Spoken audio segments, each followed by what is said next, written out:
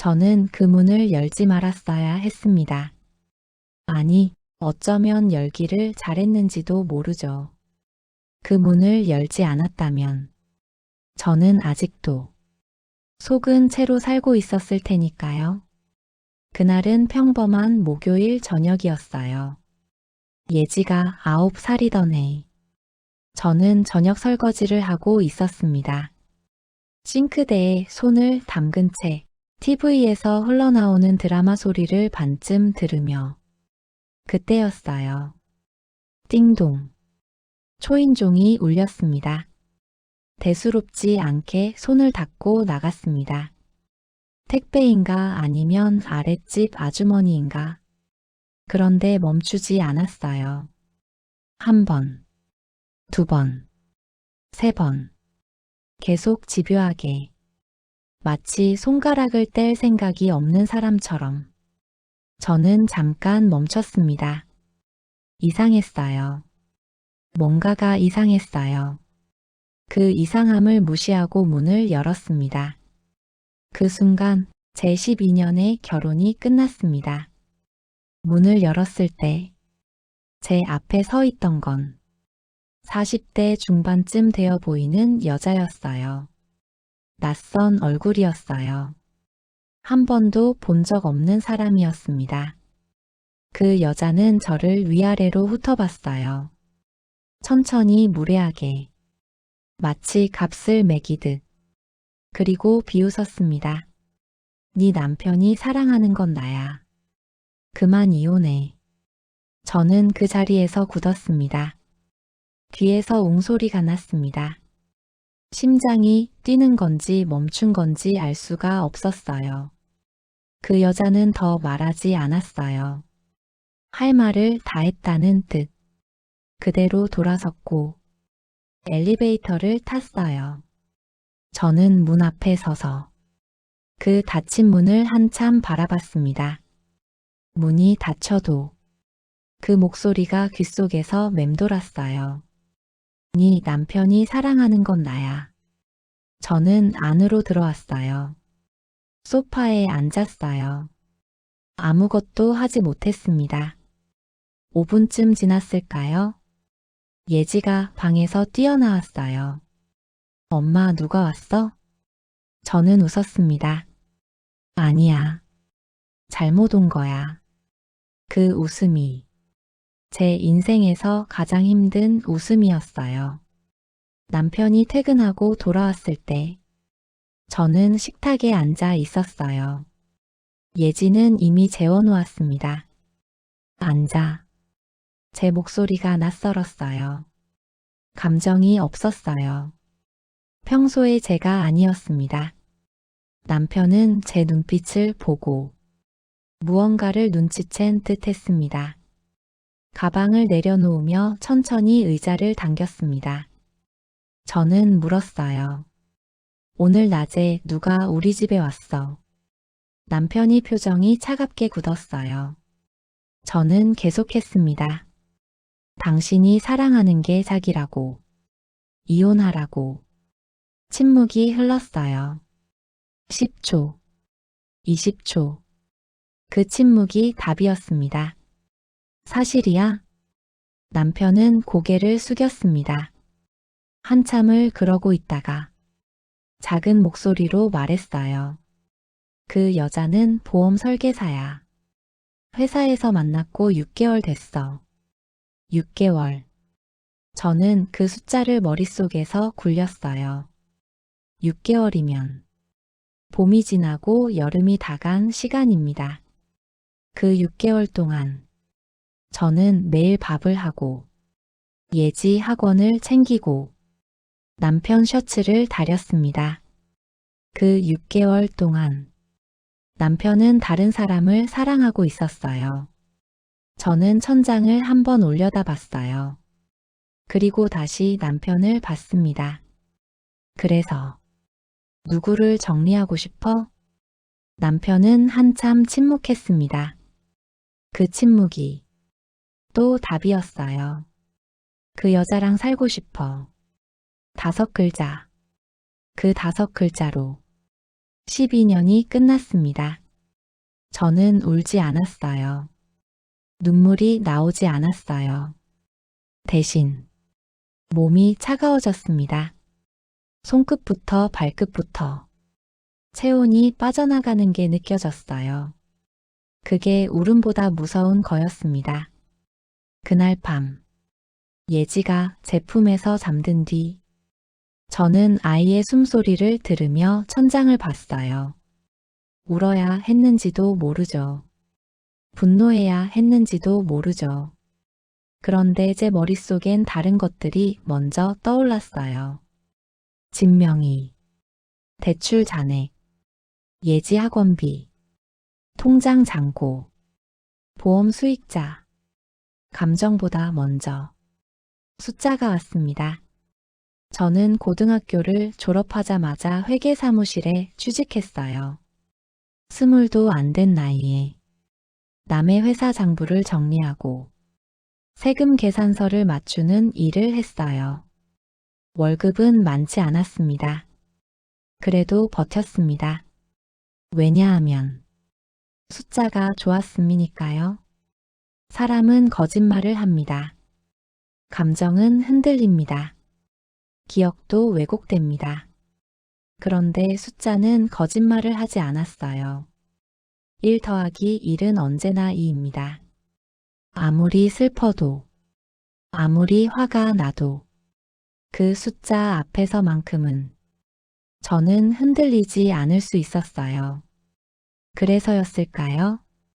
남편이 배신을 고백한 그날 밤, 저는 감정을 접고 먼저 계산을 했어요.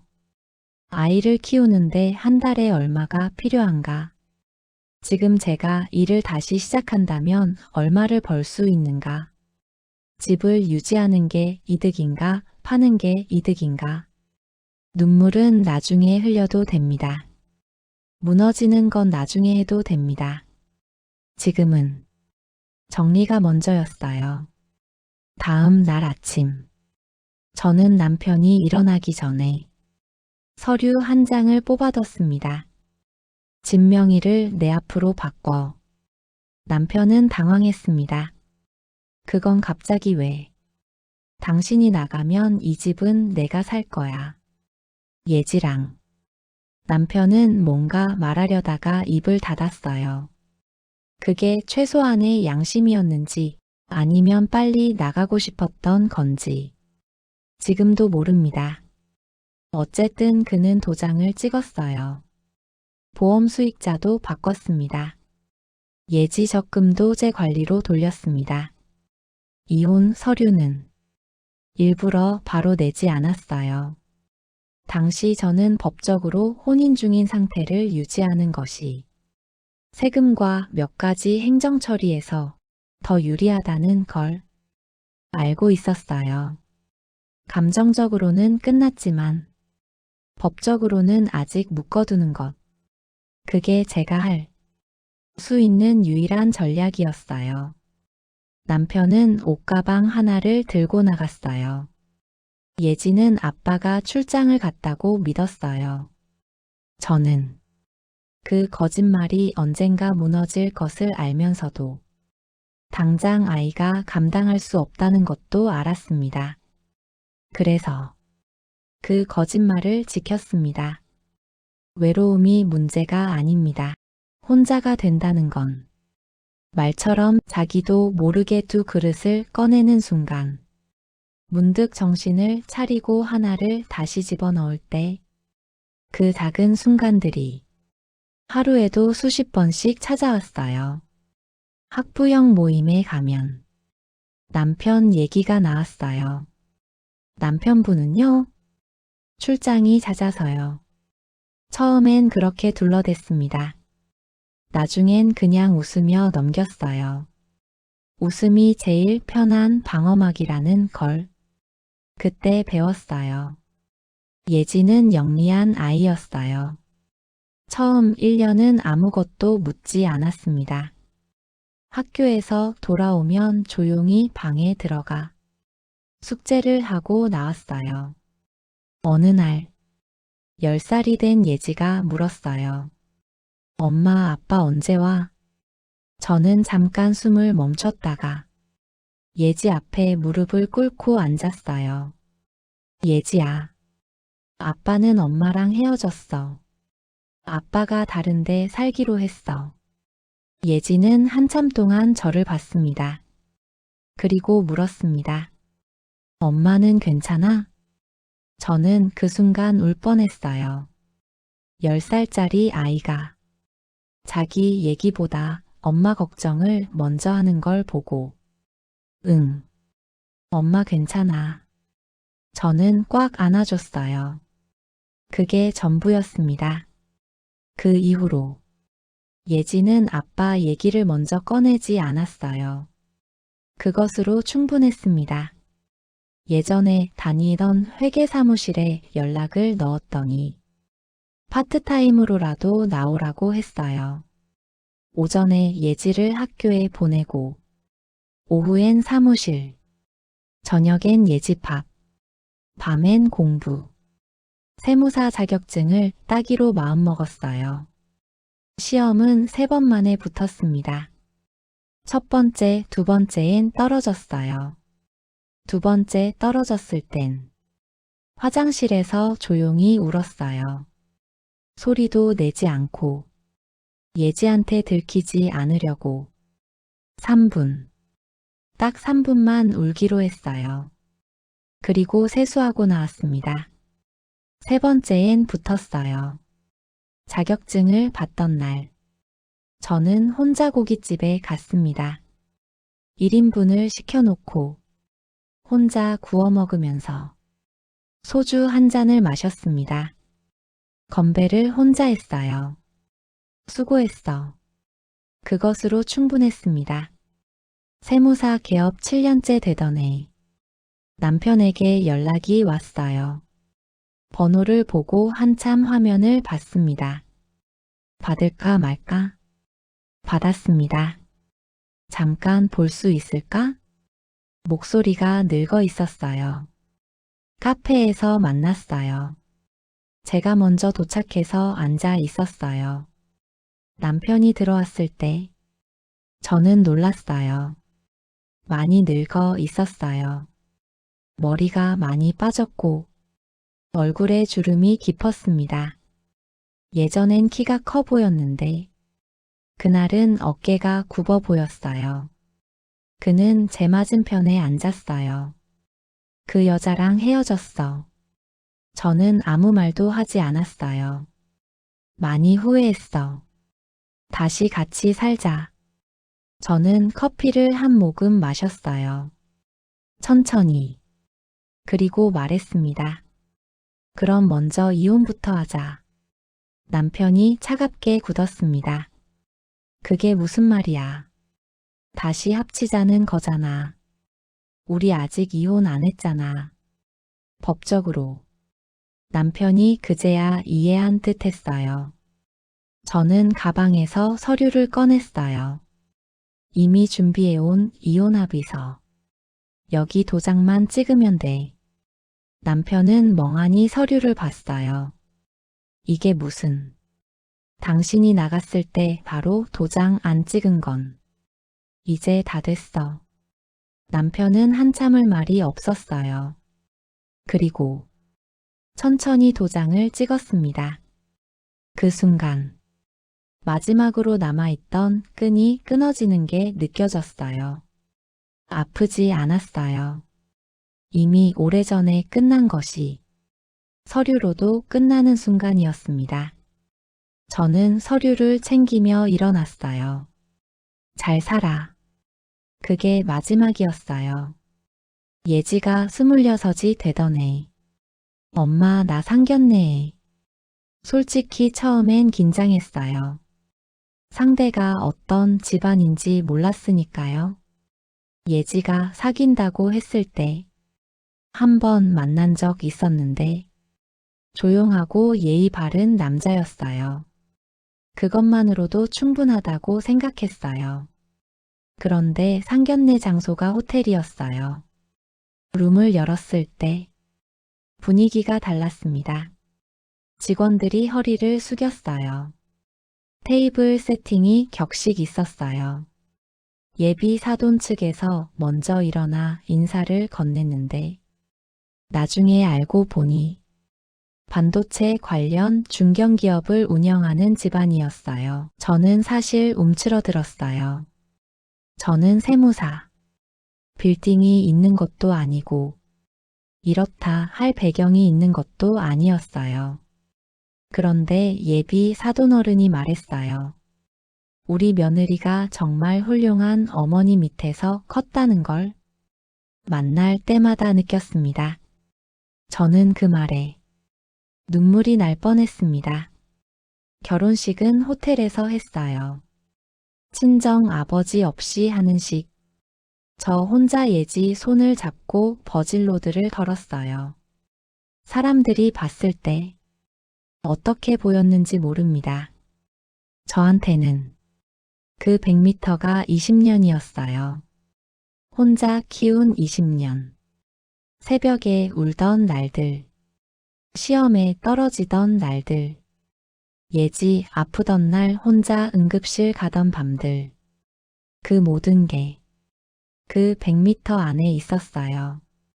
예지가 식단 앞에 서서 저를 돌아봤을 때 눈이 빨개져 있었어요. 저는 고개를 끄덕였어요. 잘했어. 저는 오래 고민하던 결정을 내렸어요. 친정 부모님이 물려주신 1억, 그리고 공동명의를 단독명의로 바꿔 관리해오던 집 한 채. 집을 팔았어요. 두 돈을 합치니 3억이 조금 넘었어요. 저는 그 돈으로 예비 사돈 회사의 주식을 샀습니다. 주변 사람들이 말렸어요. 그거 투기 아니야?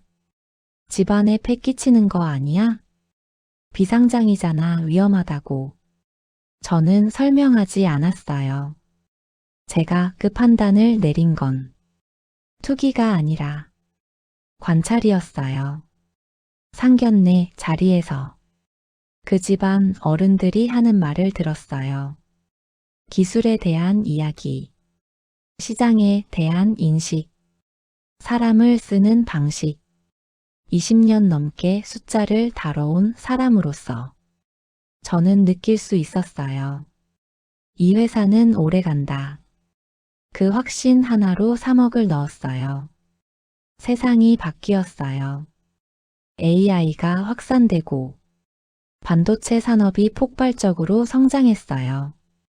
그 사이 예비 사돈 회사는 코스닥에 상장되었습니다. 저는 팔지 않았습니다.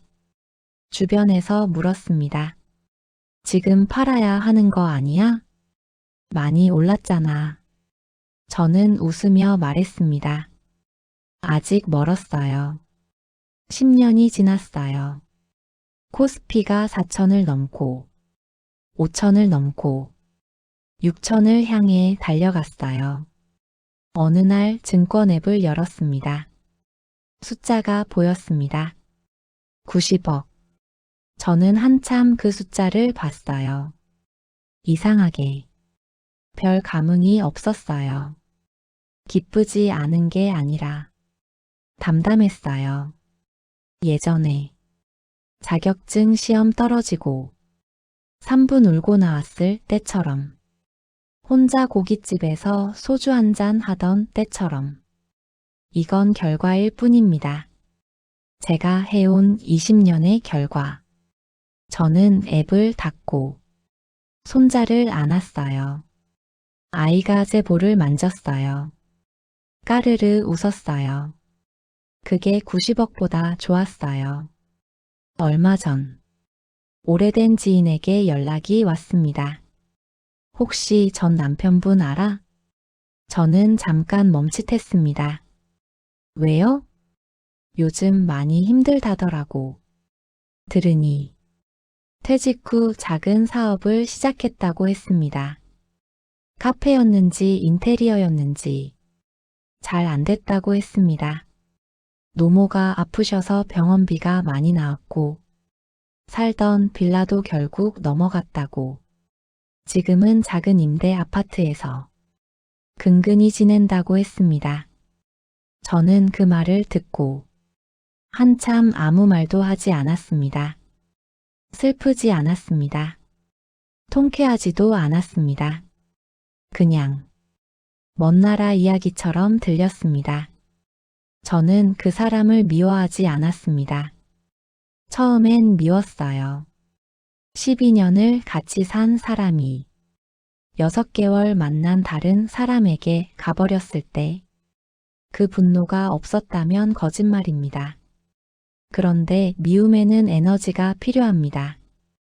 누군가를 원망하려면 그 사람에 대해 계속 생각해야 합니다.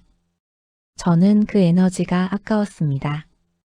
예지 학원비 내는데 쓸 수 있었고, 자격증 공부하는데 쓸 수 있었고, 아침에 예지 도시락 싸는데 쓸 수 있었습니다. 그래서 미움을 내려놓았습니다. 의도적으로요. 그 사람 인생은 그 사람 거다. 그렇게 선을 그었습니다. 지인이 물었어요. 연락 한번 해볼 생각 없어? 저는 웃었습니다. 아니요. 그게 전부였어요. 사람들이 가끔 묻습니다. 어떻게 그렇게 버텼어요? 저는 그 질문을 들을 때마다 잠깐 생각합니다. 버텼다는 표현이 맞는지 모르겠어요. 버티는 건 고통 속에 있는 겁니다. 이를 악물고 버티는 거. 저는 그러지 않았어요. 그냥 매일 했습니다. 밥을 하고, 출근을 하고, 예지를 챙기고 공부를 하고, 잠을 자고, 거창한 의지가 있었던 게 아닙니다. 그냥 오늘을 살면 내일이 됐어요. 내일을 살면 모레가 됐습니다. 그게 10년이 됐었어요. 10년이 쌓이면 사람이 달라집니다. 제가 달라진 게 아닙니다. 시간이 쌓인 겁니다. 그 시간 속에 제 선택들이 쌓였습니다. 진명의를 지킨 것, 자격증을 딴 것, 이혼 서류를 서두르지 않은 것, 3억을 넣은 것. 하나하나는 별것 아닌 것 같아도 그게 쌓이니까 다른 자리가 됐습니다. 그 자리에서 손자를 안고 90억이 된 계좌를 담담하게 바라볼 수 있게 됐습니다. 저는 복수한 게 아닙니다. 원망한 게 아닙니다. 그냥 제 자리를 지킨 겁니다. 누군가는 묻습니다. 사랑은요? 혼자 살면 외롭지 않아요? 외롭습니다. 솔직히 말하면 지금도 밤에 혼자 불을 끄고 누울 때 가끔 그런 생각이 듭니다. 누군가 옆에 있었다면. 그런데 그 외로움이 잘못된 사람 곁에 있는 것보다는 낫습니다. 사람은 사랑을 선택할 수 있어요. 그리고 책임을 선택할 수 있어요. 어떤 사람은 사랑을 먼저 택합니다. 어떤 사람은 책임을 먼저 택합니다. 어느 쪽이 옳다고는 말 못합니다. 그런데 시간이 지나면 그 선택의 결과는 달라집니다. 그는 사랑을 택했고 저는 책임을 택했어요. 그리고 시간은 제 편이었어요. 제가 이 이야기를 꺼낸 건 제 삶이 대단해서가 아닙니다. 90억이 됐다는 게 자랑이 아닙니다. 제가 하고 싶었던 말은 하나입니다. 배신당했을 때 무너지지 않아도 된다는 것. 감정이 흔들릴 때 계산부터 해도 된다는 것. 눈물은 나중에 흘려도 된다는 것. 그리고 시간은 자기 자리를 지킨 사람 편입니다. 지금 이 영상을 보고 있는 분 중에 혼자가 된 분이 있다면, 혼자 아이를 키우고 있는 분이 있다면, 배신당한 뒤 아직 어떻게 해야 할지 모르겠다는 분이 있다면 저는 말씀드리고 싶습니다. 지금 당장 멀리 볼 필요 없습니다. 오늘 하루만 버티면 됩니다. 오늘 밥 한 끼만 먹으면 됩니다. 그게 쌓입니다. 쌓이면 달라집니다. 시간은 당신 편입니다.